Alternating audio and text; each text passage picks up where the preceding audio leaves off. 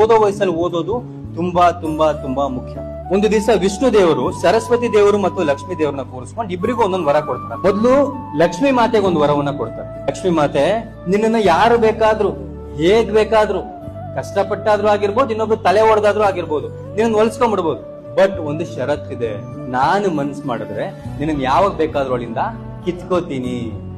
ಅದಾದ್ಮೇಲೆ ಸರಸ್ವತಿ ಮಾತೆಗೆ ಇನ್ನೊಂದು ವರವನ್ನ ಕೊಡ್ತಾರೆ. ಸರಸ್ವತಿ ಮಾತೆ, ನಿನ್ನ ಯಾರು ಕೂಡ ಸುಲಭವಾಗಿ ಹೊಲಿಸ್ಕೊಳಕ್ಕಾಗಲ್ಲ. ನಿನ್ನ ಹೊಲಿಸ್ಕೋಬೇಕು ಅಂದ್ರೆ ಕಷ್ಟ ಪಡ್ಬೇಕು, ಶ್ರದ್ಧೆ ಇರಬೇಕು, ಎಲ್ಲಕ್ಕಿಂತ ಮುಖ್ಯವಾಗಿ ಅಹಂಕಾರನ ಬಿಡ್ಬೇಕು. ಆಗ ಮಾತ್ರ ನೀನ್ ಹೊಲಿತೀಯ. ಬಟ್ ಕಷ್ಟಪಟ್ಟು ಒಮ್ಮೆ ನಿನ್ನ ಹೊಲಿಸ್ಕೊಂಡ್ಬಿಟ್ರೆ ನಾನೇ ಮನ್ಸ್ ಮಾಡಿದ್ರು ಕೂಡ ನಿನ್ನ ಅಲ್ಲಿಂದ ಕಿತ್ಕೊಳಕ್ಕಾಗಲ್ಲ.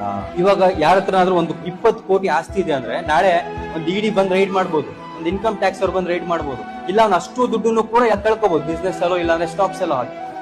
ಮತ್ತೆ ಅವ್ನು ಝೀರೋ ಇಂದ ಶುರು ಮಾಡ್ಬೇಕು.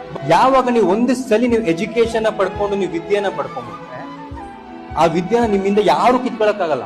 ಸೊ ಓದೋ ವಯಸ್ಸಲ್ಲಿ ಓದೋದು ತುಂಬಾ ತುಂಬಾ ತುಂಬಾ ಮುಖ್ಯ.